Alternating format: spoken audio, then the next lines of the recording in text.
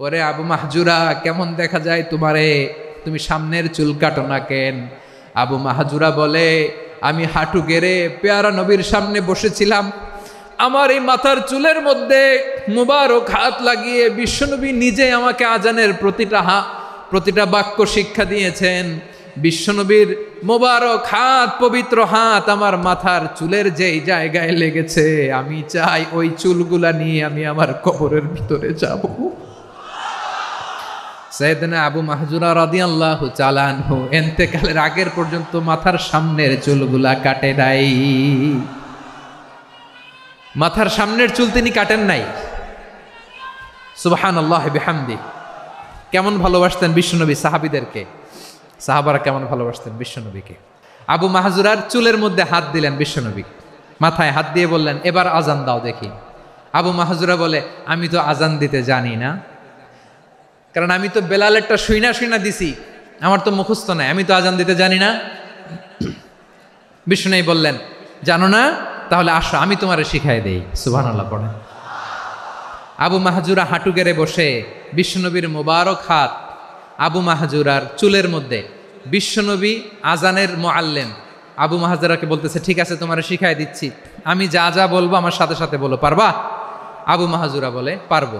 বিশ্বনবী আজান দিচ্ছেন, মাথায় হাত দিয়ে আল্লাহু আকবার, আল্লাহু আকবার। আবু মাহজুরা এই বাক্যটা পড়লেন। বিশ্বনবী দ্বিতীয় বাক্য পড়তে আরম্ভ করলেন, আল্লাহু আকবার, আল্লাহু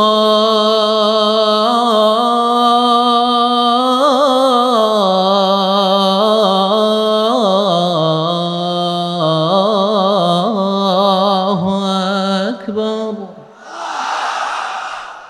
আবু মাহজুরা এই বাক্যটাও বললেন।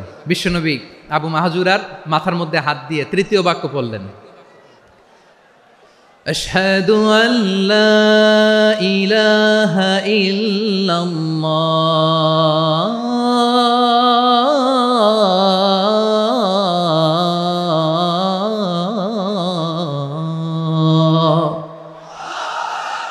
আবু মাহজুরা তৃতীয় বাক্য পড়লেন। বিশ্বনবী একটা বাক্য পরে আবু মাহজুরা পরে, বিশ্বনবী পরে আবু মাহজুরা পরে। আবু মাহজুরা কিন্তু অমুসলিম, মুশরিক। আবু মাহজুরা বলে, এক একটা বাক্য পড়ি আমার কলিজাটা গলে ঠান্ডা হয়ে যায়। এতদিন মোহাম্মদকে গালি দিতাম, এখন মোহাম্মদ আমার মাথায় যখন হাত রাখছে আমার সারা শরীর ঠান্ডা হয়ে গেছে। বিশ্বনবী আজান শিখাচ্ছেন, একটা একটা বাক্য পড়ে আবু মাহজুরাও পড়ে, বিশ্বনবী পড়ে আবু মাহজুরাও পড়ে। পুরো বাক্যগুলো যখন শেষ, আজান শেষ, আবু মাহজুরাও যখন পুরো আজান পড়লেন, আবু মাহজুরা বললেন, এতদিন মোহাম্মদের চেহারা দেখলে আমার ঘৃণা লাগতো, আজ থেকে মোহাম্মদের চেহারার চেয়ে প্রিয় চেহারা আমার কাছে নাই। আবু মাহজুরা বললেন, ও মুহাম্মদ, আজানের বাক্য তো আপনি আমারে শেখালেন, এখানেই শেষ করবেন না, আপনি আমারে পড়ায় দেন, লা ইলাহা ইল্লাল্লাহু মুহাম্মাদুর রাসূলুল্লাহ সাল্লাল্লাহু আলাইহি ওয়াসাল্লাম। বিশ্বনবীর সাথে দাঁড়িয়ে উনি শাহাদা পড়ে মুসলমান হয়ে গেলেন। এবার আবু মাহজুরা বলে, ইয়া রাসূলুল্লাহ, ইয়া হাবিবাল্লাহ, আমি মুমিন হয়েছি, মুসলমান হয়েছি, আপনার কাছ থেকে আজান শিখার সৌভাগ্য আমি লাভ করেছি গো নবী। আমার কণ্ঠের বড় তারিফ করেছেন, আপনি আমার আজানকে আপনি পছন্দ করেছেন। একটা জিনিস আপনার কাছে চাই, আপনি আমাকে মক্কার মসজিদুল হারামের মুয়াজ্জিন হিসেবে অ্যাপয়েন্ট করে দে। বিষ্ণু ইসা ইসলাম বললেন, যাও আবু মাহজুরা, আমি তোমাকে পৃথিবীর শ্রেষ্ঠতম মসজিদ মক্কার মসজিদুল হারামের মুয়াজ্জিন হিসেবে অ্যাপয়েন্ট করে দিলাম। দেখছেন কিভাবে ট্যালেন্ট হান্টিং করতে হয়, কিভাবে হিউম্যান রিসোর্স মানব সম্পদকে ব্যবহার করতে হয়। আসছিল আজানকে ভেঙ্গাইতে, আসছিল কেন? আজানকে ব্যঙ্গ করার জন্য, বিকৃত করার জন্য। আজানকে বিকৃত করতে যে ইসলামের সবচাইতে শ্রেষ্ঠ মসজিদের মুয়াজ্জিন হয়ে গেল। পড়েন সুবহানাল্লাহ। হযরত আবু মাহজুরা রাদিয়াল্লাহু তাআলা আনহু ওনার এই সুললিত কণ্ঠ ব্যবহার করে মসজিদুল হারামে এত সুন্দর করে আল্লাহু আকবার বলে আজান দিতেন। মানুষগুলোর, মুসল্লিগুলোর, মক্কাবাসীর হৃদয়কে তিনি বিগলিত করে দিতেন, মানুষের হৃদয়কে ঠান্ডা হয়ে যেত। শুধু এখানেই শেষ না আমার যশোরের ভাইয়েরা, বিশ্বনবী যখন সাইয়েদনা আবু মাহজুরা রাদিয়াল্লাহু তাআলা আনহুকে আযান শিখাচ্ছিলেন, বলেন তো বিশ্বনবীর হাতটা কোথায় ছিল? আবু মাহজুরার মাথার সামনে, এই চুলের উপরে ছিল।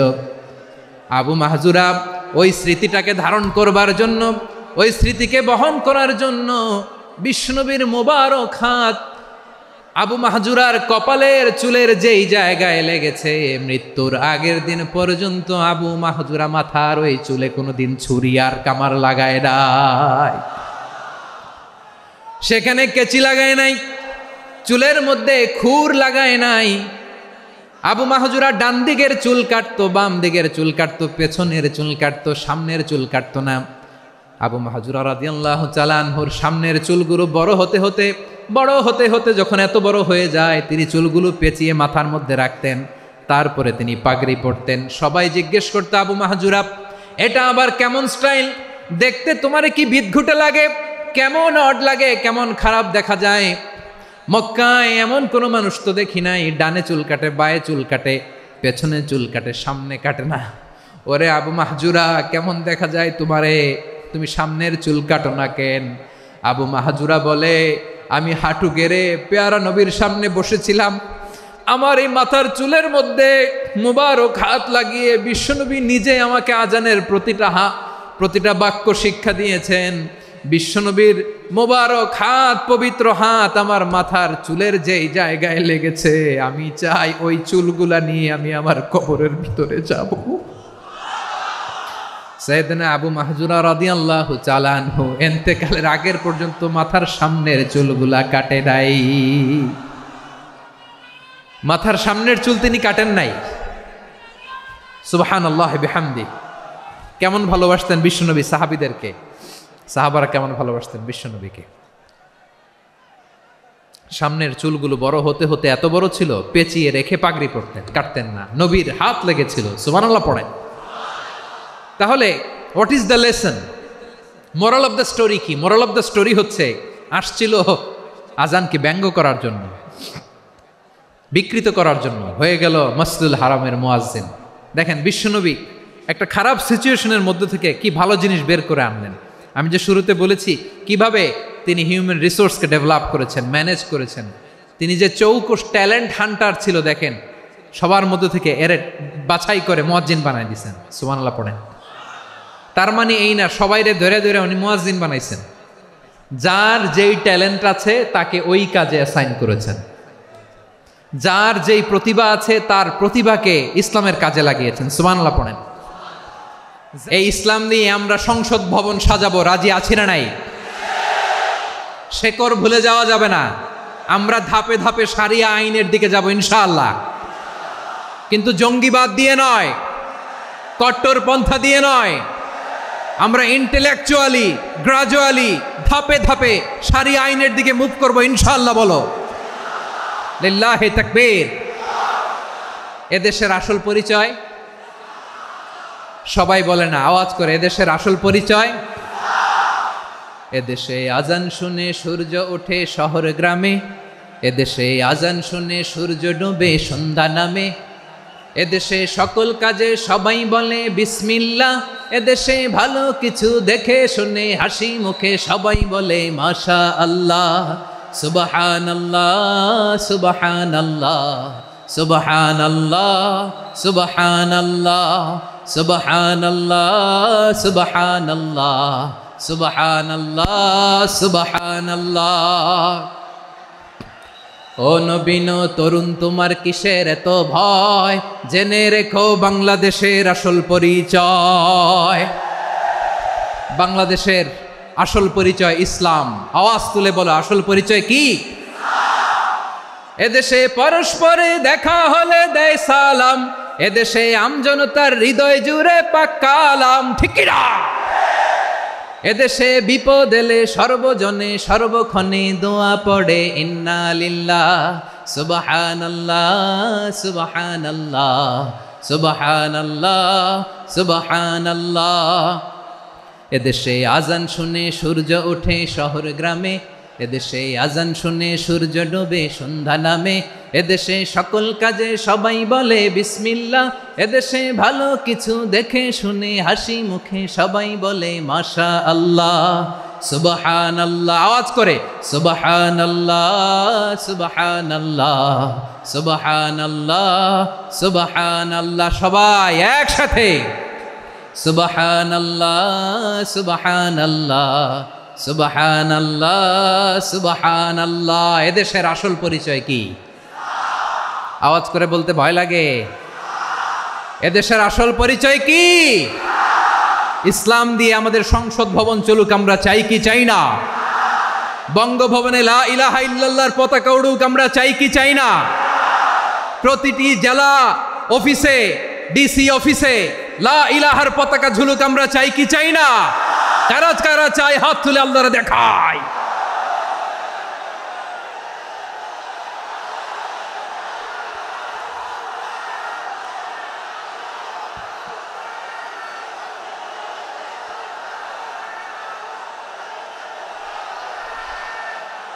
মাশাআল্লাহ, মাশাআল্লাহ, মাশাআল্লাহ, মাশাআল্লাহ। যশোর, আওয়াজ করে বলো, ভালো মানুষ না খারাপ মানুষ? বুঝে বলছে তো? মানুষ ভালো হলে যে কত ভালো। এই মানুষকে যত্ন নিলে, মানুষকে মানুষ বানালে যে সে কি হতে পারে শুনবা? হ্যাঁ, নাকি মোনাজাত দিয়ে দিব? শুনবা? তাহলে থামতে হবে। থামো, আমি যখন বলবো থামো থামো, তাকবীরের সময় দিলে তাকবীর। থামো থামো। মানুষকে যত্ন নিলে, হ্যাঁ এদিকে এদিকে, ড্রোন নামায় ফেলো। হয়েছে, ড্রোনের ফুটেজ হয়ে গেছে, এবার ড্রোন নামায় ফেলো। আমার দিকে তাকাও। মানুষকে, তোমরা এদিক সেদিক তাকালে তো গুরুত্বপূর্ণ পয়েন্ট মিস হয়ে যাবে। এদিকে এদিকে, হ্যাঁ মাস ঠিক আছে, এদিকে। মানুষকে যত্ন নিলে মানুষের মধ্যে যারা কি পটেনশিয়াল রেখেছে, আমি জাপানের দুইটা উদাহরণ দেই। জাপানের, এই এই এভাবে এভাবে হবে,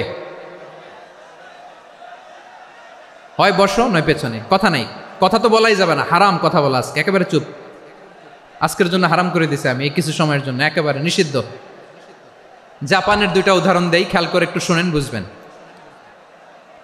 আল্লাহ, 2022 সালে জাপানের সাথে জার্মানির খেলা, ফিফা ওয়ার্ল্ড কাপ 2022। এক পক্ষে জাপান, আরেক পক্ষে কোন দেশ? কথা শোনে নাই। এক পক্ষে কোন দেশ? আরেক পক্ষে সবাই। এক পক্ষে আরেক পক্ষে। ওই খেলায় জিতেছিল জাপান, জিতেছিল 22 সালের এই ফিফা ওয়ার্ল্ড কাপে। জাপান ফুটবল খেলায় জিতে, as a part of their celebration তারা খেলার পরে পুরো স্টেডিয়ামটারে ক্লিন করে, the fan base of Japan, লক্ষ লক্ষ মানুষ খেলা দেখতে যায়, তো এত ডাস্টবিনও তো নাই, তো যারা ডাস্টবিনে জায়গা পায় নাই তারা এই যে চকলেটের প্যাকেট, পানির বোতল, চিপসের প্যাকেট তারা এদিকে সেদিকে রেখে দিয়েছে। জাপানের ভক্তরা, জাপানের ফলোয়াররা, as a part of their celebration তারা খেলার পরে পুরো স্টেডিয়ামের সব ময়লা আবর্জনা ক্লিন করে তারপরে বিদায় নিয়েছে। তাদেরকে কি ক্লিন করার দায়িত্ব দেওয়া হয়েছিল? এই যশোর, জাপানের যে ছেলেরা খেলা দেখতে গেছিল ওদেরকে কি ক্লিন করার দায়িত্ব দিছিল? তারা কি স্টেডিয়ামের পরিচ্ছন্নতা কর্মী? তাদের আকল, তাদের সিক্স সেন্স তাদেরকে বলেছে। ছোটবেলা থেকে জাপান গভর্নমেন্ট ওদেরকে এত পরিচ্ছন্নতা শেখায়, ক্লিনলিনেস অ্যাওয়ারনেস ক্যাম্পেইন করায়। ক্লাসে আমি দেখেছি, ক্লাসে নিজের বেঞ্চ নিজে মুছে, ক্লাসের মাঝখানে একটা সময় দেয়, নিজের টেবিল নিজে মুছে, নিজের ক্লাসরুমটা নিজে পরিষ্কার করে। রাস্তাঘাটে একটা ধুলা নাই, ময়লা নাই, একটা টিস্যু নাই। খেলার পরে গোটা বিশ্বকে তাক লাগিয়ে দিয়েছে। জাপানের ফ্যানরা সবার রেখে যাওয়া গার্বেজ, টিস্যু, বোতল পরিষ্কার করে তারপরে স্টেডিয়াম থেকে বিদায় নিয়েছে। আমরা কেন এমন হইতে পারলাম না?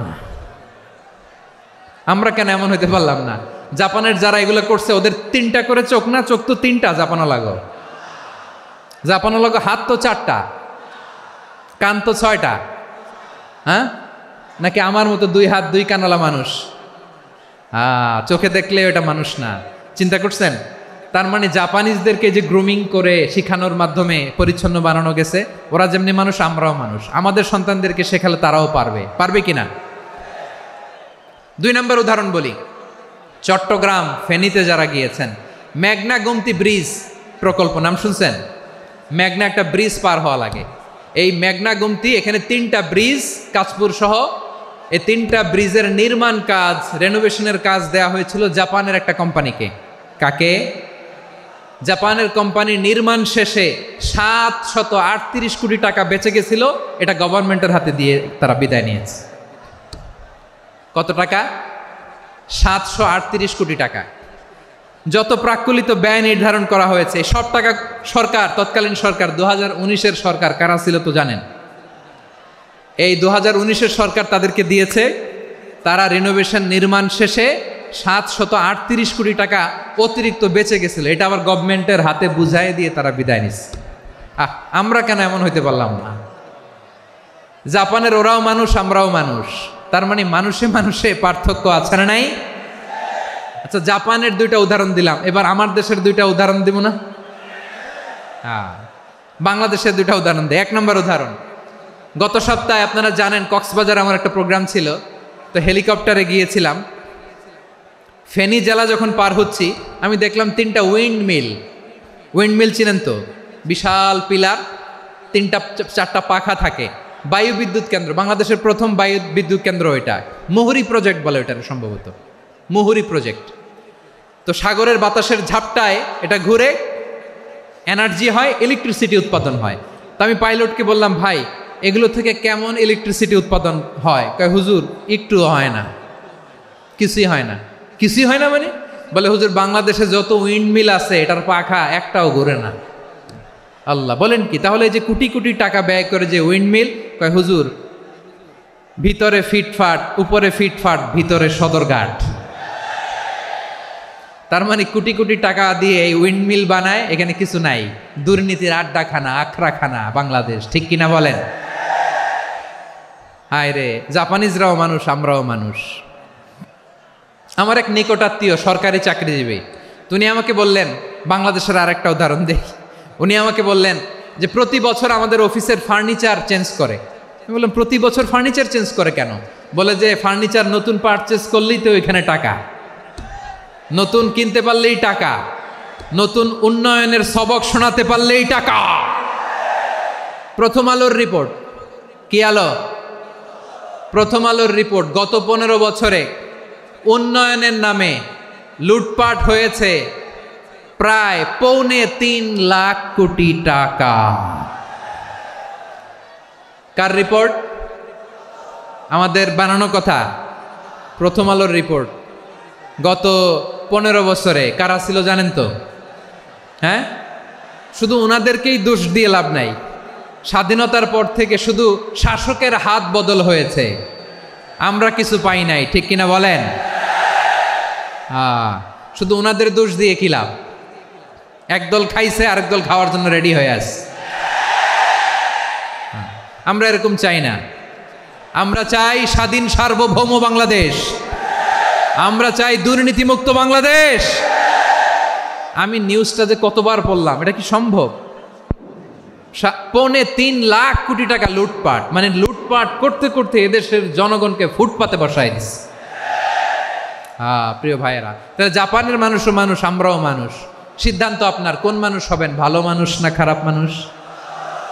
আজকের আলোচনার বিষয় হচ্ছে মানব সম্পদের উন্নয়ন, human resource development. It's a process to increase the capacity of knowledge, skill, capacity of the people of a country. একটা দেশের মানুষের জ্ঞান, তাদের দক্ষতা কি করে বাড়ানো যায়, বাড়িয়ে দেশের উন্নয়ন করানো যায়, এটাই হচ্ছে মানব সম্পদ উন্নয়নের মূল কথা। তাহলে মানব সম্পদ হচ্ছে একটা দেশের সবচাইতে শক্তিশালী পুঁজি। প্রাকৃতিক সম্পদ, খনিজ সম্পদের চেয়েও দামি হচ্ছে মানব সম্পদ। আমার প্রিয় যশোর, প্রাকৃতিক সম্পদ, খনিজ সম্পদের চেয়ে দামি সম্পদ কি সম্পদ? আল্লাহ তাআলা দয়া করে আমাদেরকে এই মানব সম্পদ দিয়েছেন। আসুন আমাদের এই মানুষগুলোকে আমরা সোনার মানুষ বানাই। রাজি আছেন তো সবাই? রাজি আছেন? মানুষ পারে না এমন কোনো কিছু নাই, চাইলে সব পারে। এজন্য মানুষকে তারবিয়া দিতে হবে, যথাযথভাবে তাদেরকে গড়তে হবে। আসুন আমরা সিরাতের আয়নায় বিশ্বনবীর জীবনী থেকে দেখি তিনি কিভাবে হিউম্যান রিসোর্সকে ম্যানেজ করতেন। যদি আপনাদের সময় হয় দু একটা উদাহরণ দিয়ে আজকে আমি আমার আলোচনার বিদায় নেব। হবে সময় হবে কয়েক মিনিট? হ্যাঁ, শান্ত থাকবেন তো? শান্ত থাকবা? হ্যাঁ ঠিক আছে। এই ধাক্কার মধ্যে ঢুকছে, এবার মজা বুঝতেছো তো? হ্যাঁ, মানা করছিলাম না? ঠিক আছে, টের পাও। হ্যাঁ ঠিক আছে। যে আওয়াজ করবে আমি ওকে দেখতেছি, কে কে আওয়াজ করে দেখতেছি। শেষ কথা, শেষের দিকে চলে আসছি। বিষ্ণু ইসলাম কিভাবে হিউম্যান রিসোর্সকে ম্যানেজ করতেন, মজার কথা আছে কয়েকটা, বলে বিদায় নেব। বিশ্বনবী কিভাবে এই মানব সম্পদকে ম্যানেজ করতেন। বিশ্বনবী he was a very good talent hunter, চৌকস ট্যালেন্ট হান্টার ছিল। কার মধ্যে কি ট্যালেন্ট আছে দেখলেই বুঝে ফেলতেন। সুবহানাল্লাহ পড়বেন না? কি নবী আমরা পেয়েছি! He was a very good talent hunter. আমার নবী তিনি চৌকস ট্যালেন্ট হান্টার ছিলেন। কার মধ্যে কি প্রতিভা বের করতেন, ওই প্রতিভাকে ইসলামের কল্যাণে কাজে লাগাতেন। সুবহানাল্লাহ বলেন। যাকে যেই জায়গায় সেট করলে ভালো হবে তাকে ওই জায়গায় সেট করতেন। কয়েকজন সাহাবীর জীবনী শোনাই। আবু মাহজুরা রাদিয়াল্লাহু তাআলা আনহু, মক্কার মুয়াজ্জিন, আগে ছিল মুশরিক, পরে হয়েছে মুমিন। উনি কিভাবে মুমিন হইলেন এই ঘটনাটা একটু আপনাদের শোনাতে চাই। তো আপনাদের তো সময় নাই হাতে। হ্যাঁ সময় আছে? এই জেনজি শেষ করে দিল আজকের প্রোগ্রামটা। 1 ঘন্টা ধাক্কা ধাক্কি করে কেমনে দাঁড়ায় আছে আমি বুঝলাম না।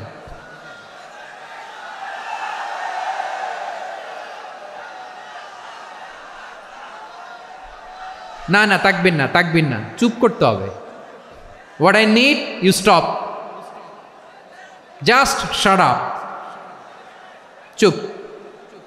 হ্যাঁ ঠিক আছে, এভাবে। আবু মাহজুরা রাদিয়াল্লাহু তাআলা আনহু কিভাবে মুসলিম হলেন আওয়াজ করে শুনেন। হুনাইনের যুদ্ধ 8ম হিজরি, বিষ্ণু ইসলাম হুনাইনের যুদ্ধ শেষে ফিরতেছেন। পথিমধ্যে বেলাল রাদিয়াল্লাহু তাআলা আনহু, এই যে আবার কথা, আই রে আল্লাহ রে, এখানে ধাক্কা ধাক্কি কেন? চলে যাও, পেছনে যাও, পেছনে যাও। কি আজীব তামাশা! যেখানে যায় এখানে ধাক্কা ধাক্কি, মারামারি, গায়ের উপরে কাঁধের উপরে শাউটিং। অনেক গুরুত্বপূর্ণ কথা পয়েন্ট করে নিয়ে আসি যে বলবো, এই শাউট করার কারণে প্রোগ্রামটাই নষ্ট করে দেয়। আসছে আমার ভালোবাসা দেখাইতে, প্রোগ্রামটাই শেষ করে দিয়ে চলে যায়। স্টপ, আবার কথা বল, স্টপ। হুনাইনের যুদ্ধে 8ম হিজরি, কত হিজরি সবাই বলেন না একটু, কত হিজরি? 8ম হিজরিতে হুনাইনের যুদ্ধে রাসূল সাল্লাল্লাহু আলাইহি ওয়াসাল্লাম ফিরে আসতেছেন মদিনায়। পথিমধ্যে বেলাল রাদিয়াল্লাহু তাআলা আনহু আজান দিচ্ছেন। কি দিচ্ছেন? তো পাশে ছিল মুশরিকদের একটা পল্লী, কিছু মুশরিক তরুণ, কিছু অমুসলিম কিশোর, তারা আজানকে ব্যঙ্গ করতেছে। আমাদের বাংলায় মুখ ভেঙ্গানো বলে আর কি। বেলাল রাদিয়াল্লাহু তাআলা আনহু আজান দিচ্ছেন, ওই বাচ্চাগুলো মুশরিক, তো ওরা আজানকে ব্যঙ্গ করতেছে, বিকৃতি করে ওরাও আজান দিচ্ছে। উদ্দেশ্য হচ্ছে আজানকে নিয়ে ঠাট্টা করা। উদ্দেশ্য কি? ঠাট্টা করা। ব্যাপারটা মনে কষ্ট পাওয়ার মতো ব্যাপার না? কিন্তু বিশ্বনবী ওইখানে দেখেন কি খুঁজলেন। বিশ্বনবী খেয়াল করলেন অমুসলিম কিশোরদের মধ্য থেকে একটা কিশোরের গলাটা বড় দরাজ গলা, কণ্ঠটা বড় সুন্দর। খেয়াল করে দেখলেন যে কিছু কিশোর বেলালের আজানকে ব্যঙ্গ করে, বিকৃতি করে, কিন্তু একজনের কণ্ঠ দেখতে পাচ্ছেন না এত দূরে, কিন্তু কণ্ঠটা বড় সুন্দর, দরাজ গলা। বিশ্বনবী সাহাবীদেরকে বললেন, ধরো এগুলারে, ধরো। সবগুলারে ধরে বিশ্বনবীর সামনে আনা হলো। ওরা হাঁটু গেড়ে বসলো। বিশ্বনবী বললেন, তোমাদের মধ্যে কে যেন ব্যঙ্গ করে আজান দিচ্ছিল, তার গলাটা বড় উঁচু, গলার বেসটা বড় মজবুত, মেলোডিয়াস, সুমধুর কণ্ঠ। কে? আবু মাহজুরা বলে, আমার বন্ধুরা সবাই আমার দিকে আঙ্গুল দেখায়, আমি পড়ে গেছি বিপদে। রাসূল সাল্লাল্লাহু আলাইহি ওয়াসাল্লাম বাকি অমুসলিম তরুণদেরকে ছেড়ে দিলেন, বললেন তোমরা যাও। এবার আবু মাহজুরারে পাইছে। যায়েদ বিন সাবিত রাদিয়াল্লাহু তাআলা আনহু, নাম শুনেছেন? যশোর, কথা বেরোয় না। যদি জিগায় সালমান খানের নাম শুনছেন, সবাই হাত তুলবে, জি হুজুর শুনছি, মানে সব দেখা শেষ। সালমান খান, আমির খান, অমুক খান, সব খান মুখস্থ, কিন্তু জায়েদ বিন সাবিতের নাম মুখস্থ নাই মুসলমানদের। যেই সাহাবী মাথার সামনের চুল কাটে নাই, মসজিদুল হারামের মুয়াজ্জিন বানাইছেন বিশ্বনবী, ওই সাহাবীর নাম কি? খায়া ফেলাইস, স্লোগানের সাথে খায়া ফেলাইস। আবু মাহজুরা, কি নাম? আবু মাহজুরা আল জুমাহি রাদিয়াল্লাহু তাআলা আনহু। এই নামটা আজকে নিয়ে যাইতে হবে যশোর। আবু মাহজুরা রাদিয়াল্লাহু তাআলা আনহু। 2 নম্বরে বলছিলাম যায়েদ বিন সাবিত রাদিয়াল্লাহু তাআলা আনহু। বিশ্বনবী দেখলেন মদিনার এই আনসারী সাহাবী হাইলি ট্যালেন্টেড, ইন্টেলেকচুয়াল, মেরিটোরিয়াস, জ্ঞানের প্রতি তার আকর্ষণ, মারাত্মক আকর্ষণ। বিশ্বনবী তাকে দায়িত্ব দিলেন, কোরআন যা নাজিল হয় তুমি লিখো, কাতিবুল ওয়াহি বানায় দিলেন। সুবহানাল্লাহ। যায়েদ বিন সাবিতরে আবার আজান শিখান নাই, কারণ তার মধ্যে বিশ্বনবী প্রতিভা দেখেছেন, একাডেমিক প্রতিভা। বিশ্বনবীর একাডেমিক প্রজেক্টগুলো তিনি হ্যান্ডেল করতেন। যায়েদ বিন সাবিত ছিল বিশ্বনবীর ব্যক্তিগত সচিব। কি ছিল? ব্যক্তিগত সচিব, বোঝেন নাই? বিশ্বনবীর ব্যক্তিগত সচিব এবং দোভাষী। ইহুদিরা কিছু লিখে দিলে এটার অর্থ বিশ্বনবীরে বুঝায় দিতেন, আবার ইহুদিদের কাছে কিছু লিখতে হলে তিনি লিখে দিতেন। বিশ্বনবী একদিন বললেন, ইন্নী ওয়াল্লাহি মা আমানু ইয়াহুদা আলা কিতাব। ইহুদিরা যে চিঠি পাঠায় অর্থ তো বুঝি না, আরেক ইহুদি আইনে অর্থ করা লাগে। আবার ইহুদিদের কাছে কিছু লিখে পাঠাইতে চাইলে আমরা তো লিখতে পারি না, ইহুদিরে দিয়ে লেখা লাগে। ওরা যে পয়রা শোনায় লিখে দেয়, আমি ওদের বিশ্বাস করি না। আমার নিজের একজন লোক দরকার। বিশ্বনবী এই যায়েদ বিন সাবিতকে চুজ করলেন ল্যাঙ্গুয়েজের জন্য। উনি বললেন, যায়েদ তোমার সফট স্কিলকে ডেভেলপ করতে হবে, তুমি হিব্রু ল্যাঙ্গুয়েজ শিখে ফেলো। যায়েদ বিন সাবিত বলল, বিশ্বনবীর মোটিভেশন আর ইন্সপিরেশন পেয়ে আমি 15 দিনে ইহুদিদের এই হিব্রু ল্যাঙ্গুয়েজ শিখে ফেললাম। শুধু শিখে ফেললাম না, হাত্তা হাদিকতু, even I became master in the language. এই ভাষা আমি পারদর্শী হয়ে গেলাম। এরপরে ইহুদিরা চিঠি লিখে পাঠালে আর কোনো ইহুদি ডাকা লাগতো না, আমি নবীর এটার অর্থ শুনে পরে বুঝায় দিতাম। আবার ইহুদিদের কাছে চিঠি লেখা লাগলে আমি যায়েদ বিন সাবিত চিঠি লিখে দিতাম। সুবহানাল্লাহ। দেখেন, এত সাহাবীর মধ্য থেকে বিশ্বনবীর একাডেমিক প্রজেক্ট, ব্যক্তিগত সচিব, দোভাষী হিসেবে তিনি যায়েদ বিন সাবিতের মতো তরুণকে নির্বাচিত করেছেন। কেমন ট্যালেন্ট হান্টার ছিল আমার নবী! সুবহানাল্লাহ পড়বেন না? বিশ্বনবীর ইন্তেকালের পরে সাইয়েদনা আবু বকর রাদিয়াল্লাহু তাআলা আনহু যখন খলিফা হয়ে আসলেন, কোরআনকে সংকলনের দায়িত্ব দেয়া লাগবে, কোন সাহাবীকে দিবেন? সব সাহাবারা মিলে পরামর্শ করলেন। সাইয়েদনা আবু বকর, ওমর সবাই মিলে এই বিশাল কোরআন সংকলনের গুরু দায়িত্ব বিশ্বনবীর ব্যক্তিগত সচিব, বিশ্বনবীর দোভাষী, বিশ্বনবীর সিলেক্ট করাই লোক যায়েদ ইবনে সাবিত রাদিয়াল্লাহু তাআলা আনহুকে দিয়েছে। কোরআনের কপি তো আজকে এখানে রাখে নাই। এই যে আজকের যে কোরআন পড়েন, এটা আগে এরকম ছিল না। কোরআন নাজিল হলে সাহাবারা চামড়ার, ওটের চামড়ায় লিখে ফেলতো, ওটের চ্যাপ্টা হাড্ডির মধ্যে লিখে ফেলতো, গাছের গুড়ির মধ্যে লিখে ফেলতো, বিভিন্ন জনের কাছে ছড়ানো ছিটানো ছিল। আবু বকর রাদিয়াল্লাহু তাআলা আনহু একসাথে করলেন, পরবর্তীতে উসমান রাদিয়াল্লাহু তাআলা আনহু একসাথে করলেন। 114 সূরার এখন এই মুসহাফ, এই কম্পাইলেশন, এই কপি আমরা পেয়েছি, যার হিউজ কন্ট্রিবিউশন ছিল। এই পুরো কোরআন কম্পাইলেশনের প্রজেক্ট ম্যানেজার ছিল যায়েদ বিন সাবিত রাদিয়াল্লাহু তাআলা। কোরআন কম্পাইলেশনের প্রজেক্ট ম্যানেজার। দেখেন, উনারে মাথায় হাত দিয়ে আজান শিখায় নাই। সুবহানাল্লাহ কইবেন না? তাহলে প্রথম সাহাবী আবু মাহজুরাকে মুয়াজ্জিন বানাইলেন, যায়েদ বিন সাবিতকে ব্যক্তিগত সচিব আর দোভাষী বানালেন, মুসআব ইবনে উমাইর রাদিয়াল্লাহু তাআলা আনহুকে ইসলামের প্রথম অ্যাম্বাসেডর বানালেন। তাহলে তৃতীয় নাম্বার একজন সাহাবীর নাম বলছি, মুসআব ইবনে উমাইর। মুসআব কি নাম? নামটা কেমন লাগে? এই কয়েকজনের ভাল লাগে, বাকিদের ভাল লাগে না? ভাল লাগে? এই এই আর কয়েকটা মিনিট দেওয়া যাবে না আমাকে আল্লাহর রাস্তে? হ্যাঁ ঠিক আছে, আমি তোমাদেরকে ভালোবাসা দেখাবো, দোয়া করব, যদি চুপ থাকো, একেবারে চুপ, কষ্ট সহ্য করো, বাকিরে যা সওয়াব পাবে তোমরা ডবল পাবা, যেহেতু কষ্ট বেশি, কিন্তু চুপ। 3 নম্বর সাহাবীর নাম মুসআব। এই ধাক্কাধাক্কি কেন? ধাক্কাধাক্কি কেন রে ভাই? না না না, এরকম হইলে আসবো না যশোর, আমি আর আসবো না। হয় পিছনে চলে যাও, নাহলে চুপ, ধাক্কাধাক্কি নেই। 3 নম্বর সাহাবীর নাম মুসআব। কি নাম? He was the first ambassador in Islam. ইসলামের প্রথম ডিপ্লোমাট, প্রথম কূটনৈতিক, ইসলামের প্রথম ডিপ্লোমাট, প্রথম অ্যাম্বাসেডর মুসআব ইবনে উমাইর। মক্কার তরুণ যুবক, উনি পারফিউম লাগাইলে মানুষ দেখলেই বুঝতো এটা মুসআব লাগাইছে। এমন ড্যাশিং ফেসের ছিল, এমন স্মার্ট ড্যাশিং ফেস, এমন পার্সোনালিটির মানুষ ছিল মুসআব রাদিয়াল্লাহু তাআলা আনহু। কারণ যিনি ইসলামের স্পোকম্যান হবেন, মুখপাত্র হবেন, তার স্মার্ট হওয়ার দরকার আছে না নাই? আকাবার প্রথম শপথ যখন হলো, তাদের সাথে বিষ্ণু ঈসা ইসলাম মদিনাতে একজন মুখপাত্র পাঠালেন, ডিপ্লোমাটকে পাঠালেন, অ্যাম্বাসেডর অফ ইসলাম। তিনি হচ্ছেন মুসআব ইবনে উমাইর। পড়েন সুবহানাল্লাহ। বিশ্বনবী দেখলেন সে অনেক স্মার্ট, তার ডেডিকেশন আছে, সিনসিয়ারিটি আছে, এবং মদিনায় যে আউস খাজরাজ গোত্রের নেতাদের সাথে ডিল করতে হবে, ইহুদিদের সাথে ডিল করতে হবে, ওখানে একজন পাক্কা জানু খেলোয়াড়ের দরকার আছে না নাই? মুসআব ইবনে উমাইর রাদিয়াল্লাহু তাআলা আনহু, ওনাকে বিষ্ণু ঈসা ইসলাম চুজ করলেন। এবং বিষ্ণু ঈসা ইসলামের এই চুজিংটা, এই সিলেকশনটা এত সুন্দর ছিল, তিনি মদিনাতে যে বিশ্বনবী আসার আগেই মদিনার জমিনকে তিনি উর্বর করে ফেলছেন। প্রতিটা ঘরে ঘরে কালিমার দাওয়াত তিনি পৌঁছায় দিচ্ছেন। জুমার বিধান নাজিল হয়েছে, কিন্তু মক্কায় পরিবেশ নাই জুমা পালনের। বিষ্ণু ঈসা ইসলাম একজনকে দিয়ে খবর পাঠালেন, যাও মদিনায় মুসাবকে যে বলো, মুসাব তো আমার শিক্ষক, আমার স্পোকম্যান, মদিনাতে যেন তারা জুমা কায়েম করে।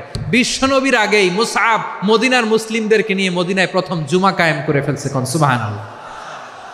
ডিপ্লোমাটদের কেমন হইতে হয়, অ্যাম্বাসেডারের কেমন হইতে হয়, মুসআব রাদিয়াল্লাহু তাআলা আনহুর কাছ থেকে শিখে নাও। মুসআব নামটা কেমন লাগে? যশোর যাদের সন্তান হবে, ছেলে সন্তান, আমার রাস্তায় পাইলে সবাই জিজ্ঞেস করে, হুজুর একটা নাম দেন, আমার ছেলে হবে। যশোরবাসীর জন্য আমি একটা নাম দিয়ে দিলাম, নাম রাখতে হবে মুসআব। কি নাম?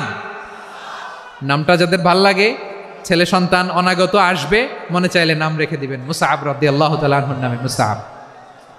তাহলে মুসআব রাদিয়াল্লাহু তাআলা আনহুকে বিশ্বনবী ল্যাঙ্গুয়েজ শিখান নাই, সফট স্কিল শিখান নাই।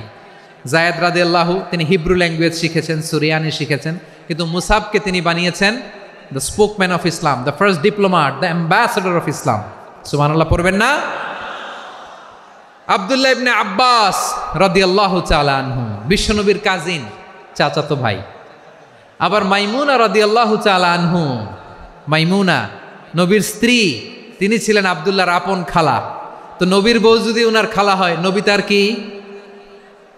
বুঝে নাই, নবী তার কি? খালু। তাহলে সম্পর্ক অনেক গভীর, কাজিন আবার খালু, ছোট্ট মানুষ, তাই রাতে মাঝে মাঝে ঘরে থাকতো। বিশ্বনবী দেখলেন আব্দুল্লাহ যেহেতু আমার ঘরে ঢুকতে পারে, আব্দুল্লাহরে এই উম্মতের বড় শিক্ষাবিদ বানাইতে হবে। কথা বোঝে নাই? আব্দুল্লাহকে কি বানাইতে হবে?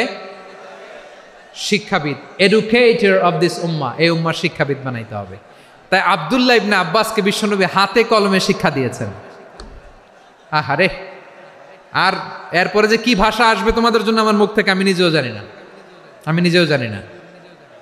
1 ঘন্টা যাবত ধাক্কা ধাক্কি মারামারি। তো আসতে বলছে কে তোমাকে? পেছনে চলে যাও, জায়গা না পেলে। পুরো প্রোগ্রামটাই নষ্ট করে দিল।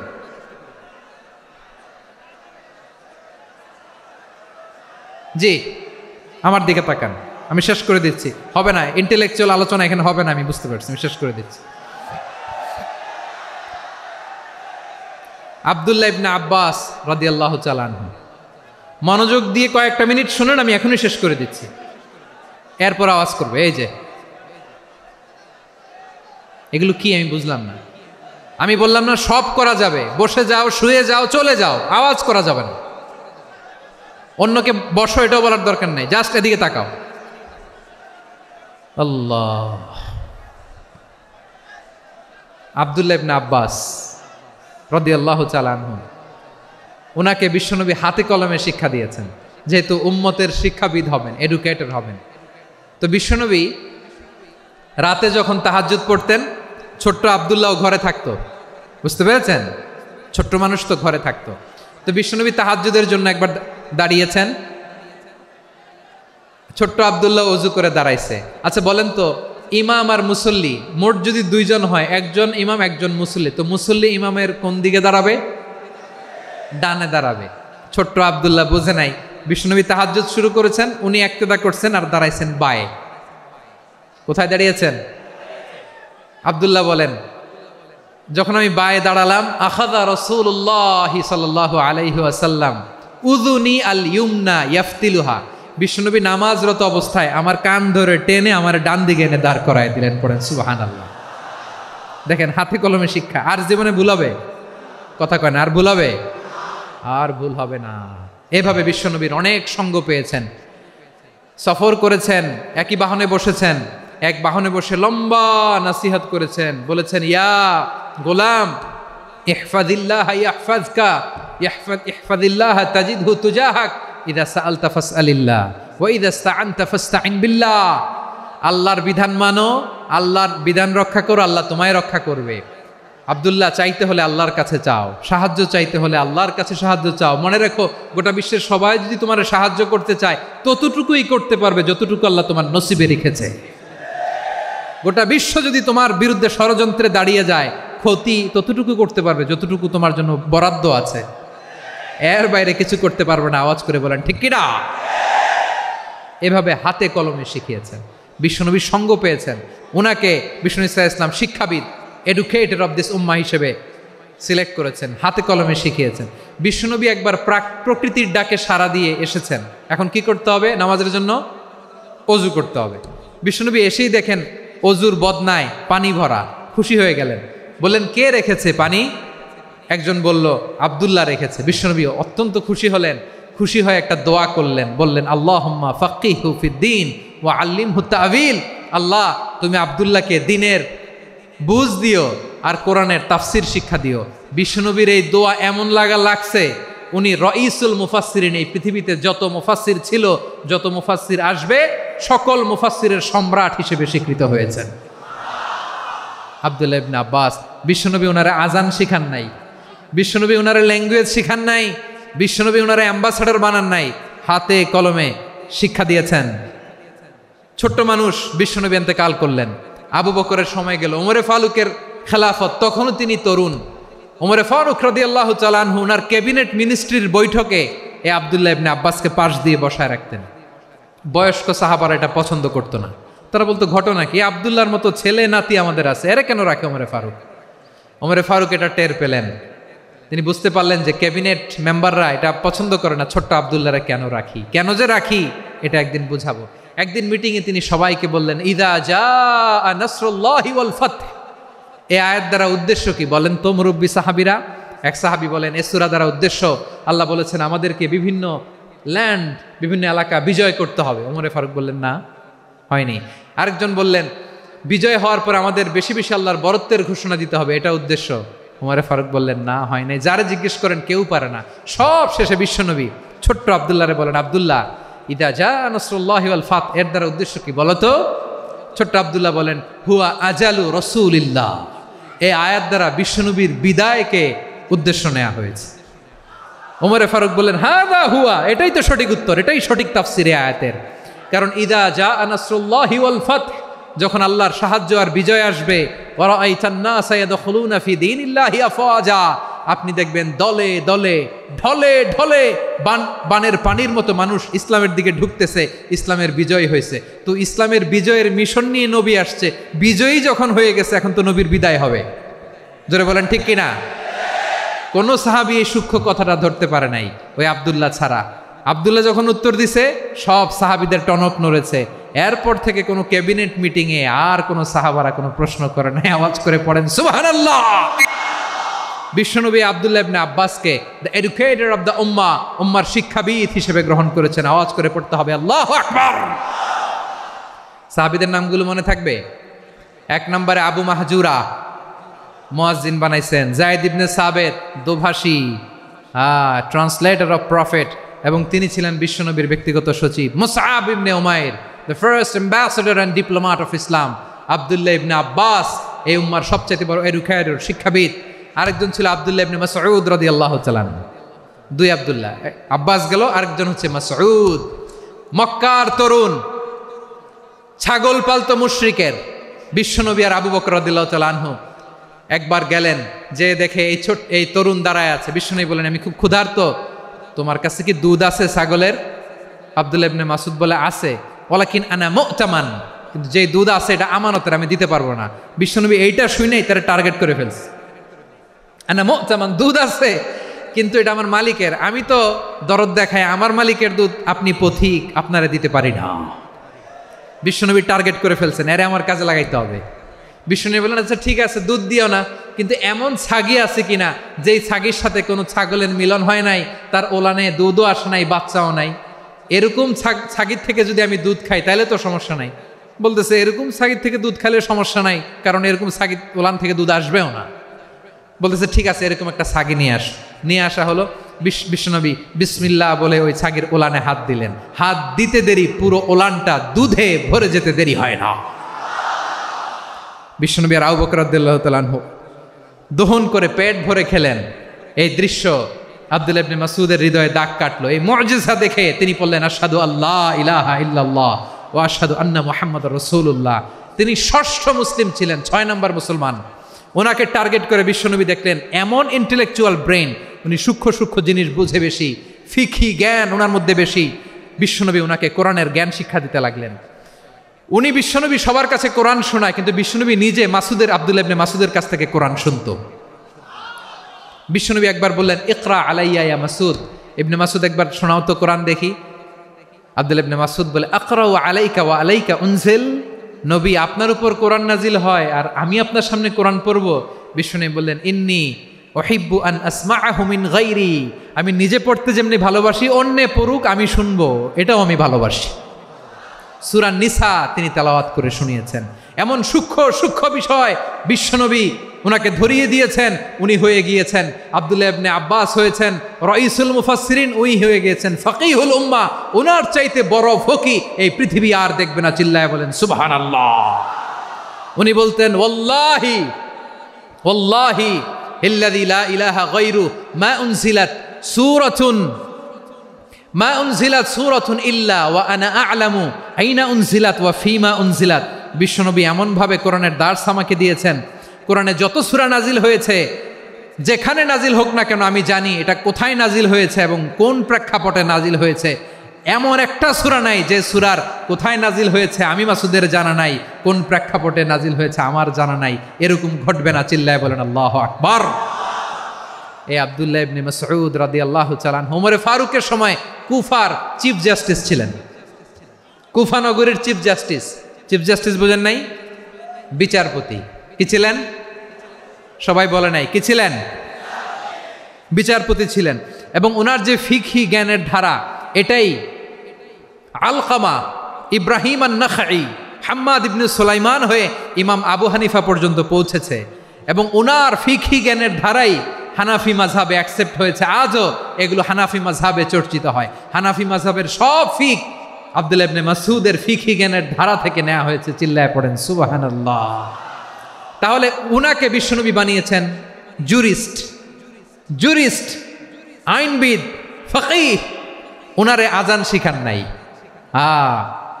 হিউম্যান রিসোর্স ডেভেলপমেন্ট কিভাবে করবেন, মানব সম্পদের উন্নয়ন কিভাবে করতে হয়, কিভাবে যার যেখানে প্রতিভা কাজে লাগাতে হয় উনি দেখিয়েছেন। সুবহানাল্লাহ পড়বেন না? খালিদ বিন ওয়ালিদ নাম শুনছেন? কে কে শোনেন নাই হাত তোলেন। কি ছিলেন? বীর যোদ্ধা ছিলেন খালিদ বিন ওয়ালিদ।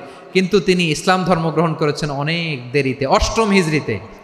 তার মানে 8ম হিজরির আগে উনি মুশরিকদের পক্ষে লড়াই করেছেন। ওনার হাতে কত মুসলিম সাহাবী যে নিহত হয়েছে হিসাব নাই। বিশ্বনবী টার্গেট করে রাখছে, তুমি আমাদের মুসলিমদের এত ক্ষতি করলা, তুমি যখন মুসলমান হবা তোমার দিয়ে আমি এমন কাম করামু যে এটা আর কেউ করতে পারবে না। সুবহানাল্লাহ নাই? যশোর ক্লান্ত হয়ে গেছে।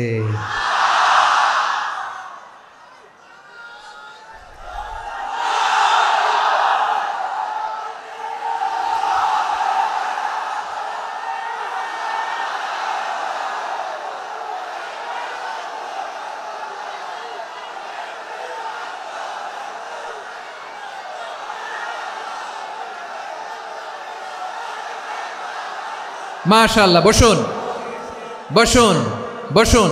খালিদ বিন ওয়ালিদ রাদিয়াল্লাহু তাআলা আনহু 8ম হিজরিতে মুসলিম হয়েছেন, মক্কা বিজয়ের আগে। তো মক্কা বিজয়ের আগে যখন মুসলিম হয়েছেন, এর আগে কি করছেন? কাফিরদের সাথে যুদ্ধ করেছেন। উনি উহুদের যুদ্ধে মুসলমানদের যে পরাজয় ভাব, কঠিন পরিস্থিতির মুখোমুখি উনার কারণে পেছন থেকে এমন আতর্কিত আক্রমণ করেছেন, মুসলমানদেরকে কচুকাটা করেছেন। 8ম হিজরিতে আল্লাহ তাআলা হেদায়েতের নূর দিয়ে ওনার হৃদয়টাকে উজালা করে দিলেন। লা ইলাহা, এটা এমন বাণী যার হৃদয়ে একবার টাচ খাবে, এইটা থেকে সে আর পালিয়ে বেড়াতে পারে। ঝিনুকের ভেতর লুকিয়ে থাকে যেমন মতি, ঝিনুকের ভেতর লুকিয়ে থাকে যেমন মতি, কলমা শাহাদাতে আছে আল্লাহর জ্যোতি, কলমা শাহাদাতে আছে আল্লাহর জ্যোতি। ঠিক কিনা বলেন? মক্কা বিজয়ের আগে মুসলিম হলেন, হওয়ার পরেই বিশ্বনবীর টার্গেট ফুলফিল হলো। ওই যে টার্গেট করে রেখেছেন আর দোয়া করেছেন, খালিদ বিন ওয়ালিদ যদি মুসলিম হয় তাকে আমি মিলিটারি চিফ বানাবো। ওনাকে আজান শিখান নাই, ওনারে কান ধইরা নামাজের এই মাথা থেকে ওই মাথা আনান নাই, ফিকহি কোরআনের সূক্ষ্ম তাফসীর ওনারে শিখান নাই, অ্যাম্বাসেডর বানান নাই। বিষ্ণু ইসলাম উনাকে সামরিক অভিযানে প্রেরণ করেছেন। সামরিক অভিযানে তিনি প্রেরণ করেছেন। উনার জীবদ্দশায় উনার নেতৃত্বে যতগুলো যুদ্ধ হয়েছে, একটা যুদ্ধেও তিনি পরাজয় বরণ করেন নাই। ওমরে ফারুকের সময়কালে তিনি চিফ অফ মুসলিম মিলিটারি, মানে মুসলিম সেনাপতি হয়েছেন। যশোর, আওয়াজ করো, ঠিক কিনা বলো? সেনাপতি, মুসলিম সেনাপতি। তাহলে কিভাবে হিউম্যান রিসোর্স ব্যবহার করতে হয় গোটা বিশ্ব আমার নবীর কাছ থেকে শিখে নাও। খালিদ বিন ওয়ালিদ, ওনাকে বিশ্বনবী একটা উপাধি দিয়েছেন। উপাধিটা হচ্ছে সাইফুল্লাহিল মাসলুল, আল্লাহর নাঙ্গা তরবারি, আল্লাহর খোলা তরবারি, দ্য ওপেন সোর্ড অফ আল্লাহ। খালিদ বিন ওয়ালিদ মুসলিম সেনাপতি। হাসান বিন সাবেত নাম শুনছেন? দেখি উনি কি ছিল বলেন। রাসূলের সভা কবি, কালচারাল হিজিমনিকে ডিফিট করার জন্য। উনি ভালো অস্ত্র চালানো জানতেন না, ওই কাজে উনি যেতেন না। ওনার ছিল কাব্য প্রতিভা। কাব্য প্রতিভা, কাফিররা কবিতা দিয়ে নবীকে গালি দিত। বিশ্বনবী বলতেন, ইয়া হাসান আজিব আন রাসূলিল্লাহ, তুমি নবীর হয়ে কাফেরদের এই কথাগুলোর জবাব দাও। বিশ্বনবীর একটা মিম্বার ছিল। বিশ্বনবীর মিম্বারের পাশাপাশি মসজিদে নববীতে এই হাসান বিন সাবেতের জন্য বিশ্বনবী একটা স্পেশাল মিম্বার বানিয়ে দিয়েছেন। এখান থেকে তুমি জবাব দাও। এবং বিশ্বনবী বলেছেন, আল্লাহুম্মা আইয়িদহু বিরূহিল কুদুস, আল্লাহ হাসান আমার পক্ষে জবাব দেয়, তুমি জিব্রাইল মারফত তাকে সাহায্য পাঠাইয়া দিও। রাসূল সাল্লাল্লাহু আলাইহি ইসলামের সভা কবি, the poet of the prophet, নবীর কবি। উনি কবিতা দিয়ে, এমন উচ্চাঙ্গের ভাষায় কবিতা দিয়ে তিনি জবাব দিতেন, কাফিরদের গা শিহরে যেত, তাদের হৃদয়ে আগুন ধরে যেত। তাহলে এরকম কবিরও দরকার আছে না নাই? এখন যাকে আল্লাহ দিছে কাব্য প্রতিভা, এরা যদি আপনি যুদ্ধের ময়দানে পাঠান হবে? যারে দিছে সুরেলা গলা, এরা যদি অ্যাম্বাসেডর বানান হবে না। হাসান বিন সাবেত ছিলেন বিষ্ণু ইসলামের কবি। হুযায়ফা ইবনুল ইয়ামান বিশ্বনবীর গোয়েন্দা বিভাগের প্রধান। কিসের প্রধান? হুযায়ফা ইবনুল ইয়ামান। ওনার ছিল ডিটেকটিভ মাইন্ড, ডিটেকটিভ মাইন্ড, গোয়েন্দা বিভাগের প্রধান। এবং উনি হচ্ছেন সাহিবু সিররি রাসূলিল্লাহ, রাসূল সাল্লাল্লাহু আলাইহি ওয়াসাল্লামের গোপন তথ্যের ধারক বাহক। নবীর যেই কথা কেউ জানে না, সব হুযায়ফার পেটের ভিতরে ছিল। সুবহানাল্লাহ পড়েন। মদিনার যত ইহুদিদের একটা লিস্ট ছিল, এই লিস্ট শুধু 2 জন জানতো, বিশ্বনবী আর হুযায়ফা। সুবহানাল্লাহ পড়বেন না? তাহলে ওনাকে কোন দায়িত্ব দিছে? কোন বিভাগ? যশোর, আওয়াজ করো, কোন বিভাগ? গোয়েন্দা বিভাগের হেড ছিল। খন্দকের যুদ্ধে প্রচন্ড আজকের মতো শৈত্য প্রবাহ, মাটি খনন করতে করতে সাহাবীদের পেটে ক্ষুধা নাই, দাঁড়াইতে পারে না নামাজের জন্য, এত ক্লান্ত, ক্ষুধা, ক্লান্ত, শ্রান্ত। বিশ্বনবী বললেন, কে আছো? এই কঠিন শীত, এই ভয় আর ক্ষুধার মধ্যেও খন্দকের পরীক্ষার টপকে শত্রু শিবিরে যে আমাকে তথ্য দিবা, কে আছো? কারো গায়ে শক্তিই নাই যে দাঁড়াবে, কেউ দাঁড়ায় না। বিশ্বনবী তখন নিজে হুযায়ফাকে ডাক দিলেন, হুযায়ফা, যে আমাকে আজকে শত্রু শিবিরের তথ্য এনে দিবে, সে জান্নাতে আমার মোরাফাকা, আমার সঙ্গী হবে। হুযায়ফা রাদিয়াল্লাহু ইবনুল ইয়ামান জীবনের ঝুঁকি নিয়ে এই ক্ষুধা, শৈত্য প্রবাহ, কোল্ড ওয়েভসকে উপেক্ষা করে পরীক্ষা টপকে শত্রু শিবিরে যে সবার কথাগুলো চুপে চুপে শুনে বিশ্বনবীর দরবারে এসে গোয়েন্দাদের মতো তথ্য সরবরাহ করেছে। বিশ্বনবীর গোয়েন্দা বিভাগের প্রধান হুযায়ফা ইবনুল ইয়ামান ইন্টেলিজেন্স বিভাগ চালাতেন। মুনাফিকদের নাম ওনার কাছে ছিল। মুআয ইবনে জাবাল মদিনা রাষ্ট্রের সবচেয়ে সিনিয়র আমলা ছিলেন। আমলাতন্ত্র চিনেন তো? প্রশাসনিক কাজ যারা চালায়, অ্যাডমিনিস্ট্রেশন বুঝেন না? The department of administration. মদিনার রাষ্ট্রের সিনিয়র আমলা মুআয ইবনে জাবাল মুতাখাসসিসুন ফিল হালাল ওয়াল হারাম, হালাল হারামের স্পেশালিস্ট ছিলেন। বিশ্বনবী উনাকে ইয়ামানের গভর্নর করে পাঠাইছেন। বলেছেন, ইন্নাকা তা'তি কওমান আহলা কিতাব, এমন গোষ্ঠীর কাছে যাবা এরা ইহুদি নাসারা, আগে শাহাদা পড়লে এরপরে নামাজের দাওয়াত দিও, নামাজ পড়লে যাকাতের দাওয়াত দিও। গভর্নরের অ্যাটিটিউড যেমন থাকে তেমন অ্যাটিটিউড ধরে রেখো। সুবহানাল্লাহ পড়েন। তাহলে মুআয ইবনে জাবালকে দিয়ে বিশ্বনবী কবিতা লেখায় নাই, চিঠি লেখায় নাই, আজান দেওয়ায় নাই। সুবহানাল্লাহ পড়বেন না? সব শেষ সাহাবী বলি আবু হুরায়রা রাদিয়াল্লাহু তাআলা আনহু। নাম শুনছেন? বিড়ালের বাবা। কি করতেন? খালি হাদিস মুখস্থ করতেন। উনি বলতেন, আলজামু রাসূলুল্লাহ আলা মিল ইবাতনি, আমার শুধু পেটের ক্ষুধার বন্দোবস্ত হইলে আমি নবীর সঙ্গ ছাড়তাম না। আমার আনসার সাহাবারা ক্ষেত খামারের কাজ করতো, আমার মুহাজির সাহাবারা ব্যবসা করতো, আর আমি নবীর সাথে সাথে থাকতাম। শুধু সকাল বিকাল দুই বেলা যদি আমার খাবারের বন্দোবস্ত হয়, আমি আর নবীর লক ছাড়ি না। সুবহানাল্লাহ কইবেন না? 5374টা হাদিস তিনি বর্ণনা করেছেন। সবচেয়ে বেশি হাদিস বর্ণনাকারী সাহাবী। হাদিস প্রিজার্ভেশনের কাজে বিশ্বনবী ওনাকে কাজে লাগিয়েছেন। উনি একদিন বলেন, ইয়া রাসূলুল্লাহ আসমাউ মিনকা কাসীরান ফালা আহফাজু, নবী অনেক কথা শুনি আমার মনে থাকে না। বিষ্ণু বললেন, তাই? উবসুত রিদাক, তোমার চাদরটা বিছাও। আবু হুরায়রা বিছালেন, বিশ্বনবী হাত বুলায় দিলেন, এরপরে অনেক হাদিস বর্ণনা করলেন।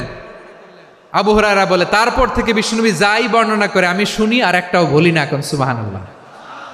বিশ্বনবী ওনাকে হাদিস প্রিজার্ভেশন, নবীর এই যে লক্ষ্য হাদিস প্রিজার্ভেশনের এই দায়িত্ব দিয়েছেন সাইয়েদনা আবু হুরায়রা রাদিয়াল্লাহু তাআলা আনহুকে।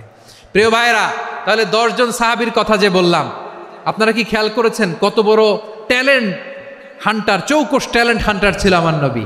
এক একজনের এক এক ট্যালেন্ট, এক এক কাজে অ্যাসাইন করেছেন, এক একজনকে এক এক দায়িত্ব দিয়েছেন, এক একজনের প্রতিভাকে এক একভাবে বিকশিত হওয়ার সুযোগ দিয়েছেন। আওয়াজ করে বলেন ঠিক কি না? এখন আমার পর্দার আড়ালে আমার মায়েরা বলবে, এতগুলো পুরুষ সাহাবীর কথা বললো, নারী সাহাবীরা কি কিছু করে নাই? হ্যাঁ, একজন নারী সাহাবীর কথা বলে মোনাজাত হবে, দোয়া ছাড়া কেউ যাব না। রুফাইদা আল আসলামিয়া রাদিয়াল্লাহু তাআলা আনহা, ওনার বাবার নাম সাআদ আল আসলামি। বিশ্বনবী কি খেয়াল করলেন দেখেন, সাআদ ছিল মদিনার বড় ডাক্তার। এই নারী সাহাবী রুফাইদা বাবার কাছ থেকে চিকিৎসা বিদ্যা শিখেছেন। যখন শিখছে, বিশ্বনবী দেখলেন আমার তো প্রতি সপ্তাহে সপ্তাহে যুদ্ধে আহত সাহাবীদের সেবা দিবে কে? বিশ্বনবী রুফাইদাকে বললেন, রুফাইদা তুমি মসজিদে নববীর পাশে একটা মেডিকেল ক্যাম্প করো। এই যে সাকিনা আদ্দিন মেডিকেলের আমার ছাত্রী বন্ধুরা, শুনে রাখো, তোমাদের আইকন হচ্ছে এই রুফাইদা আল আসলামিয়া। বিশ্বনবীর ডিরেকশন অনুযায়ী তিনি মসজিদে নববীর পাশে একটা মেডিকেল ক্যাম্প করলেন এবং আহত সাহাবাদের চিকিৎসা উনি ওনার টিম নিয়ে দিতেন। বিশ্বনবীর পরামর্শে উনি আনসারি এবং মুহাজির মহিলা সাহাবীদেরকে নিয়ে একটা স্পেশাল মেডিকেল টিম গঠন করলেন। খায়বার যুদ্ধে 7ম হিজরিতে যখন বিশ্বনবী যায়, উনি ওনার টিম নিয়ে আসলেন, বললেন, ইয়া রাসূলুল্লাহ, আমরা তো তলোয়ার চালাতে পারি না, আমরা তো তীর মারতে পারি না, আপনি যদি অনুমতি দেন খায়বার অভিযানে আমি আমার টিম নিয়ে মেডিকেল টিমের সেবাটা সার্ভিসটা দিতে চাই। পড়েন সুবহানাল্লাহ। বিশ্বনবী অনুমতি দিলেন, যোদ্ধা সাহাবীদের সাথে রুফাইদা আল আসলামিয়া উনিও মেডিকেল টিম নিয়ে অগ্রসর হলেন। খায়বারের প্রতিটা আহত ইনজুর্ড সাহাবী যারা ইনজুরির শিকার হয়েছেন, সবাই রুফাইদা আল আসলামিয়ার এই মেডিকেল ক্যাম্প থেকে চিকিৎসা সহায়তা পেয়েছেন। সুবহানাল্লাহ পড়েন। দেখেন কিভাবে বিশ্বনবী ট্যালেন্ট বাছাই করতেন। আপনি অবাক হবেন, বাহরাইনের মেডিকেল ইউনিভার্সিটিতে রুফাইদা আল আসলামিয়া মেডিকেল প্রাইজ অ্যাওয়ার্ড প্রতি বছর দেয়া হয়। যদি 8 দিনের এই মেডিকেল আমার বোনেরা যদি জেনে থাকো জানো, না হলে নতুন করে জানো, সার্চ দিও রুফাইদা আল ইসলামিয়া মেডিকেল অ্যাওয়ার্ড বাহরাইনের ইউনিভার্সিটিতে দেওয়া হয়। প্রিয় ভাইয়েরা, তাহলে আলোচনার সামারি আমরা করি। বিশ্বনবী যার যেখানে ট্যালেন্ট তাকে ওইখানে কাজে লাগাতেন। আওয়াজ করে বলেন ঠিক কিনা? এবার একটা ইন্টারভিউ হবে, আওয়াজ করে বলেন আবু মাহজুরাকে বিশ্বনবী কি বানাইছেন? হ্যাঁ, ভুলে গেছেন? সামনের চুলে হাত দিয়ে বিশ্বনবী কি সুন্দর গলায় আজান শিখালেন। মুয়াজ্জিন। যায়েদ বিন সাবিতকে একাডেমিক প্রজেক্টের দায়িত্ব দিয়েছেন, তিনি ছিলেন বিশ্বনবীর দোভাষী ব্যক্তিগত সচিব। Musab ibn Umair, the first ambassador of Islam. Abdullah ibn Abbas, উম্মার বড় শিক্ষাবিদ মুফাসসির। আব্দুল্লাহ ইবনে মাসউদ, আব্দুল্লাহ ইবনে মাসউদ ছিলেন জুরিস্ট। কি ছিলেন? জুরিস্ট ছিলেন, এই উম্মার সবচেয়ে বড় জুরিস্ট। খালিদ বিন ওয়ালিদ, সেনাপ্রধান। হাসান বিন সাবিত, হাসান বিন সাবিত ছিলেন বিশ্বনবীর সভাকবি। কি ছিলেন? বিশ্বনবীর সভাকবি ছিলেন। এরপরে হুযায়ফা ইবনুল ইয়ামান কি ছিলেন? গোয়েন্দা বিভাগের প্রধান। মুআয ইবনে জাবাল কি ছিলেন? সিনিয়র আমলা, ইয়ামানের গভর্নর। আবু হুরায়রা রাদিয়াল্লাহু তাআলা আনহু হাদিস প্রিজার্ভেশনের কাজ করেছেন। আর আমাদের রুফাইদা আল ইসলামিয়া রাদিয়াল্লাহু তাআলা আনহা কি ছিলেন? নার্স ছিলেন, নার্স হয়ে মেডিকেল সেবা দিয়েছেন। প্রিয় ভাইয়েরা, পুরো আলোচনার যদি সামারি করি তাহলে বিশ্বনবী যেভাবে হিউম্যান রিসোর্সকে ম্যানেজ করেছেন, যার যেখানে প্রতিভা কাজে লাগিয়েছেন, আমরাও যদি করি আমাদের বাংলাদেশের চিত্র আমরা পাল্টে যেতে পারবো।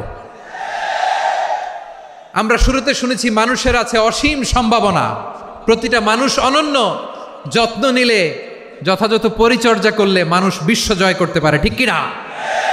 আমাদের হাফেজে কোরআনের সামনে দাঁড়াতে পারে এমন কোনো হাফেজে কোরআন আল্লাহর জমিনে জন্ম হয় নাই। গোটা বিশ্ব কাঁপিয়ে তারা সেরা, আমাদের ক্রিকেটাররা সেরা, আমাদের তৈরি পোশাক শিল্প সেরা। এরকম অনেক অনেক সেরা জিনিস আছে, আমরা এগুলোরে নার্চারিং করতে পারি নাই, পরিচর্যা করতে পারি নাই, সঠিক তারবিয়াতের অভাব। তাহলে মানুষের অসীম সম্ভাবনাকে কাজে লাগাতে হবে। ঠিক কিনা বলেন? ইউনুস গভর্নমেন্টকে আমি বলবো, অল্প সময়ের জন্য আপনারা এসেছেন, সংস্কারও করতে হবে, আবার নির্বাচনও করতে হবে। সব সংস্কার হয়তো করতে পারবেন না, যতটুকু পারবেন এর মধ্যে আমাদের যে হিউজ ম্যান পাওয়ার, আমাদের যে মানব সম্পদ, হিউম্যান রিসোর্স, এটাকে ডেভেলপ করে আপনাদের যেতে হবে। যেটা পারবেন না সেটাকে পরবর্তী নির্বাচিত গভর্নমেন্টের কাছে রেখে যেতে হবে, যে তারা যেন করে, তাদের কাছে আপনারা এটা রেখে যাবেন। তাহলে মানুষ চাইলে বিশ্ব জয় করতে পারে। আর মানুষকে হারাতে পারে কেউ? জোরে বলো যশোর, মানুষকে হারাতে পারে কেউ? আল্লাহ আমাদেরকে জনসংখ্যা দিয়েছেন প্রিয় ভাইয়েরা। এই জনসংখ্যা অনেক বড় সম্পদ, এটা আমাদের জন্য অভিশাপ নয়, আশীর্বাদ। আমাদের জনসংখ্যাকে যদি আমরা জনশক্তিতে রূপান্তর করতে পারি, আজকে বাংলাদেশ যে অবস্থানে দাঁড়িয়ে আছে, বাংলাদেশ তার 20 গুণ উন্নতির শিখরে চলে যাবে। চিল্লায় বলো ঠিক কিনা? আমাদের শ্রমিক ভাইয়েরা বাইরে কাজ করে, আমাদের শ্রমজীবী ভাইয়েরা প্রভাব গুরুত্ব দিতে হবে। আমাদের শ্রমের দাম সবচেয়ে কম, সবচেয়ে কম। তারা এম্বাসিতে গুরুত্ব পায় না, এয়ারপোর্টে গুরুত্ব পায় না। এই সরকার অবশ্য তাদেরকে অনেক গুরুত্ব দিচ্ছে। আমাদের অদক্ষ শ্রমিককে যখন আমরা দুবাই পাঠাই, অল্প বেতন পায়, কিন্তু ইন্ডিয়ানরা দক্ষ শ্রমিক পাঠাইলে তার 3 গুণ বেতন পায়। আমরা আমাদের শ্রমিকদেরকে অদক্ষভাবে আর পাঠাতে চাই না, দক্ষ শ্রমিক পাঠিয়ে আমরা রেমিটেন্সের বন্যা বইয়ে দেব। আমাদের শ্রমিকদের পাঠানো রেমিটেন্সের টাকায় সচল থাকে আমার দেশের অর্থনীতির চাকা। তাদেরকে সবচেয়ে গুরুত্ব দিতে হবে। আমরা পেয়েছি ফ্রিডম ফাইটার, মুক্তিযোদ্ধা, আর আমার প্রবাসী ভাইরা হচ্ছে রেমিটেন্স ফাইটার। জোরে বলো ঠিক কিনা? তাহলে আমাদের এই জনশক্তিকে জনসম্পদে ট্রান্সফর্ম করতে হবে। ঠিক কিনা বলেন? সরকার জনগণকে এভাবে পলিশ করতে হবে। মা বাবারা ছেলে মেয়েদের মধ্যে কার কোন যোগ্যতা তাকে ওইভাবে কাজে লাগাতে হবে। সবার A+ পাওয়ার কোনো দরকার নাই। আমাদের দেশে একটা টেন্ডেন্সি আছে, পরীক্ষায় A+ না পাইলে কই তুই কি করলি, পাশের বাড়ির ছেলে A+ পাইছে, যা ওর পা ধোয়া পানি খা। কি খা? তা আমি ভাবছি যে পা ধোয়া A+ পাওয়া ছেলেদের পা ধোয়া পানির একটা পানির ব্র্যান্ড বানাইতে হবে এরকম। লেখা থাকবে A+ পাওয়া ছেলেদের পা ধোয়া পানি। খাওয়া নাই, এগুলার খাওয়া নাই। ওরে আল্লাহ A+ পাওয়ার জন্য বানাইছে, আর আপনার ছেলেকে এই A+ গুলারে নিয়ন্ত্রণ করার জন্য আল্লাহ বানাইছে। ওকে দিয়ে আল্লাহ কি করবে আপনি জানেনই না। একটা A+, একটা A গ্রেড একটা মানুষের জীবনকে ঠিক করে দিতে পারে না। আপনার ছেলেকে আল্লাহ অন্যদিকে যোগ্যতা দিয়েছে। ওদের মনোবল ভাঙবেন না, খবরদার খবরদার। ছেলে মেয়েদের মনোবল ভাঙবেন না। যাকে দিয়ে যেটা হবে তাকে দিয়ে সেটা করতে হবে, তার প্রতিভাকে সেভাবে কাজে লাগাতে হবে। তাহলে বাংলাদেশ আমাদের এই জনসংখ্যা জনসম্পদে রূপান্তরিত হবে। আমাদের সরকারের তত্ত্বাবধানে আমাদের 18 কোটি জনগণ দক্ষ জনশক্তিতে রূপান্তরিত হোক, আমরা চাই কি চাই না? আমরা ভালো মানুষ, শ্রেষ্ঠ মানুষ হতে চাই কি চাই না? ওই জাপানিজদের মতো সৎ, ওই ইউরোপিয়ানদের মতো কালচার্ড। আমাদেরকে আল্লাহ তাআলা কোরআন সুন্নাহ অনেক কিছু দিয়েছেন। যেহেতু বর্তমানে আমরা দেখছি তারা সৎ, তাদের মধ্যে ভ্যালিউ আছে, সেগুলো আমাদের মধ্যে আনার দরকার আছে না নাই? আর ইসলাম দিয়ে আমাদের জীবনকে সাজাতে হবে, ইসলাম দিয়ে আমার পরিবারকে সাজাতে হবে। ইসলাম থেকে, কোরআন থেকে প্রেসক্রিপশন না নিলে জীবন সুন্দর হবে না। কোরআন থেকে প্রেসক্রিপশন না নিলে সমাজ সুন্দর হবে না। কোরআনের প্রেসক্রিপশন না মানলে রাষ্ট্র সুন্দর হবে না। কোরআনের প্রেসক্রিপশন অ্যাপ্লাই না করলে শুধু দুর্নীতি দমন কমিশন দিয়ে দুর্নীতি বন্ধ করা যাবে না।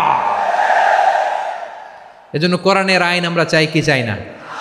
প্রিয় ভাইয়েরা, হিউম্যান রিসোর্স ডেভেলপমেন্ট, মানব সম্পদের উন্নয়ন, আমাদের সরকার যেন এদিকে নজর দেয়। আমরা যেন এই ব্যাপারে যত্নবান হয়ে উঠি। যাকে আল্লাহ যে যোগ্যতা দিয়েছে, এই যোগ্যতা দিয়ে আমরা যেন ইসলামের জন্য, দেশের জন্য কাজ করি। আমরা যেন আমাদের স্কিল ডেভেলপ করি, আমাদের পটেনশিয়ালকে ডেভেলপ করি। মোরালিটি, ভ্যালিউজ নিয়ে শায়েখ আহমদুল্লাহ আলোচনা করেছেন, এগুলো দিয়ে যেন আমরা আমাদেরকে সাজাই। আল্লাহ তাআলা আমাদের দেশকে তুমি নিরাপদ করো, আমরা পড়ি আমিন। আল্লাহ আমার 18 কোটি জনগণকে তুমি জনশক্তিতে রূপান্তরিত করো, আমিন। আল্লাহ আমরা হাতে হাত রেখে কাঁধে কাঁধ মিলিয়ে ভাইয়ে ভাইয়ে যেন এই দেশকে গড়তে পারি, আল্লাহ তুমি তৌফিক দান করো, আমরা পড়ি আমিন। আমার প্রিয় মহিউদ্দিন ভাই বলেছেন, হুজুর এমন একটা ঘোষণাপত্র দিয়ে যাবেন আজকের এই ঐতিহাসিক যশোরের প্রোগ্রামে, যেটা গোটা বাংলাদেশে মানুষ এটার উপর আমল করে। আমি যে কথাটা বলেছি এটাই, আসুন আমরা আমাদের জনসংখ্যাকে জনসম্পদে ট্রান্সফর্ম করি। আমাদের জনসংখ্যাকে আমরা যেন জনশক্তিতে রূপান্তরিত করি। জনসংখ্যাকে ট্রান্সফর্ম করে জনশক্তি দিয়ে আমরা যেন আগামীর বাংলাদেশ, স্বাধীন বাংলাদেশ 2.0-কে গড়ে তুলি। আল্লাহ তাআলা আমাদের সবাইকে কথাগুলো বোঝার, আমল করার তৌফিক দান করুন। এই জেনজি, ক্ষমা করে দিও আমাকে, অনেক ধমক দিছি, বকা দিছি। আল্লাহ তোমাদেরকে করুক, কবুল করুক, যশোরবাসীকে কবুল করুক, দিনকে কবুল করুক, এই মেডিকেল কলেজকে কবুল করুক, ইসলামের জন্য বাদ ভাঙা এই জোয়ার এবং উচ্ছ্বাসকে আল্লাহ তাআলা কবুল করুক।